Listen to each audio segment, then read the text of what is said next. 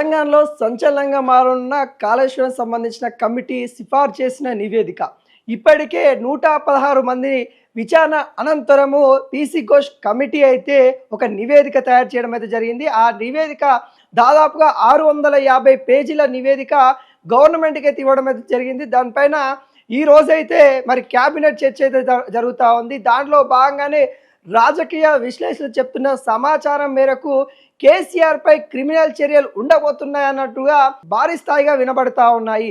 ఈటల రాజేందర్ మరియు హరీష్ రావు పైన కూడా కొంత చర్యలు ఉండబోతా ఉన్నాయి. వీళ్ళ ముగ్గురి ఆధ్వర్యంలోనే అప్పుడు కాళేశ్వరం సంబంధించిన ప్రాజెక్టు మొదలైంది. వాళ్ళకి సంబంధించిన ఏదైతే ఇంజనీరింగ్ కావచ్చు, లేకుంటే బడ్జెట్ కేటాయించడంలో కావచ్చు, వీళ్ళ ముగ్గురి ఆధ్వర్యంలోనే జరిగింది. కాబట్టి వీళ్ళపైన చర్యలు ఉంటాయి. ముఖ్యంగా మాజీ సీఎం కేసీఆర్ పైన క్రిమినల్ చర్యలే ఉండబోతా ఉన్నట్టు కూడా రాజకీయ విశ్లేషకులు అయితే చెప్తా ఉన్నారు. అన్నీ తానే చేశాడు, అన్నీ ఇక్కడ ఇంజనీరింగ్ తానయ్యాడు, అక్కడ చేసే ఏదైతే స్థలం కేటాయించడంలో కావచ్చు, స్థలం స్వీకరించడంలో కావచ్చు, అన్నీ తానే కేసీఆరే చేసిండు. అక్కడ ఇంజనీరింగ్లు చెప్పే కూడా వినకుండా అనేక అంశాలపైన కూడా ఆయన దర్యాప్తులు చేయకుండానే తన సొంత నిర్ణయాల వల్లనే ఈరోజు కాళేశ్వరం ప్రాజెక్టులు 2 పిల్లర్లు కుంగిపోవడానికి కారణము అన్నట్టుగా నివేదిక ఇవ్వబోతున్నట్టు కూడా కనబడతా ఉంది. దానిలో భాగంగానే కీలక అంశాలు బయటకు వస్తూ ఉన్నాయి. కేసీఆర్ పైన అయితే క్రిమినల్ చర్యలు ఉంటున్నాయి అన్నట్టు కూడా చెప్తా ఉన్నారు. గతంలోనే కేసీఆర్ కూడా విచారణకు హాజరైన పరిస్థితిలో కూడా మనం చూసాము. కేసీఆర్ తనకి హెల్త్ బాగాలేకున్నా కానీ పీసీ ఘోష్ కమిషన్ ముందుకెళ్ళి తను ఏదైతే గతంలో చేసిన పనులు ఏవైతే ఉన్నాయో పీసీ ఘోష్ కమిటీ ఏవైతే క్వశ్చన్లు అడిగిందో ఆ క్వశ్చన్స్ అన్నిటికీ కూడా సమాధానం ఇచ్చే ప్రయత్నం చేశారు. ఆ సమాధానాల తర్వాత మరోసారి హరీష్ రావు కూడా విచారణకు వెళ్ళడం అయితే జరిగింది. అంటే హరీష్ రావు దాదాపుగా 2 సార్లు విచారణ ఎదుర్కోవడం అయితే జరిగింది.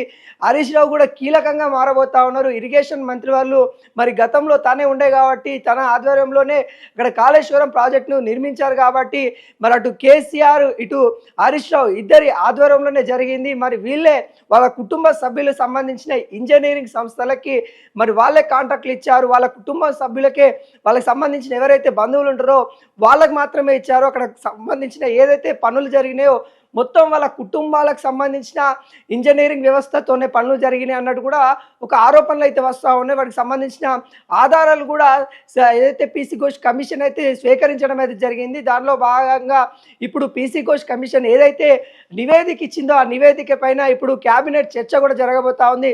మరి కేసీఆర్ పైన చర్యలు తీసుకుందామా లేదా అనే దానిపైన కూడా ఇప్పుడైతే చర్చలు అయితే జరుగుతూ ఉన్నాయి. ఒకవేళ క్యాబినెట్ చర్చలో ఖచ్చితంగా గత ప్రభుత్వం తప్పిదాలు ఉన్నాయని బలంగా వినిపిస్తే, సాక్ష్యాధారాలు బలంగా ఉంటే మాత్రం కేసీఆర్ పైన చర్యలు తప్పవు అన్నట్టు కూడా రాజకీయ విశ్లేషకులు అయితే చెప్తా ఉన్నారు. అరెస్టు సైతం చేసే ప్రయత్నాలు చేస్తారు, కేసీఆర్ని అరెస్టు చేస్తారనే వాదనలు కూడా వినిపిస్తూ ఉన్నాయి. కానీ బలమైన సాక్ష్యాధారాలు మరి అసెంబ్లీ వేదికగా మరి చూపించిన తర్వాతనే తను అరెస్టు దిశగా వెళ్తారన్నట్టు కూడా చెప్తా ఉన్నారు. ఎందుకంటే ఇప్పుడు క్యాబినెట్ చర్చ అయితే జరుగుతూ ఉంది. క్యాబినెట్ చర్చలో మరి కేసీఆర్ పైన ఎలా చర్యలు తీసుకుంటాము, బలమైన ఆధారాలు ఏమున్నాయి, దానిపైన చర్చ జరిగిన తర్వాత ఒక ఆమోదం తీసుకుని వచ్చి అంటే వాటికి సంబంధించిన విశ్లేషణలు అన్నీ కూడా ఒక పేపర్ రూపంలో తీసుకుని వచ్చేసి ఆ పేపర్ని తీసుకొచ్చి మళ్ళీ అసెంబ్లీలో ఒక సమావేశం ఏర్పాటు చేసి గత ప్రభుత్వం కాళేశ్వరం ప్రాజెక్ట్ పైన ఎటువంటి తప్పిదాలు చేసిరనే విషయాలపైన మరి ఒక సమావేశం ఉండబోతుంది అన్నట్టు కూడా వినిపిస్తుంది. అసెంబ్లీ వేదికగా యావత్ తెలంగాణకి మరి కేసీఆర్ చేసిన తప్పుని చూపించే ప్రయత్నము కాంగ్రెస్ గవర్నమెంట్ అయితే చేస్తూ ఉంది.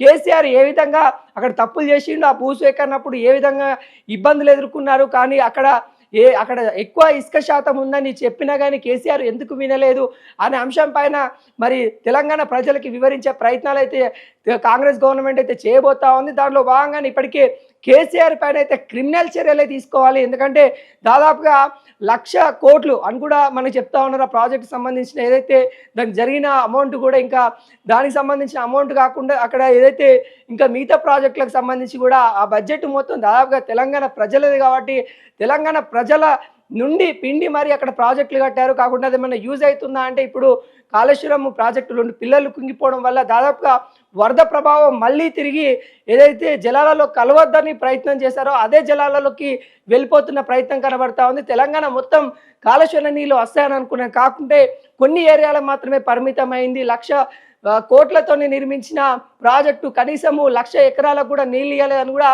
కాంగ్రెస్ గవర్నమెంట్ ఎత్తిపొడుస్తున్న పరిస్థితి కనబడతా ఉంది. ఈ అన్ని అంశాలపైన మరి కాంగ్రెస్ గవర్నమెంట్ ఈ రోజైతే క్యాబినెట్ చర్చలు అయితే చేయబోతా ఉన్నట్టు కూడా కనబడతా ఉంది.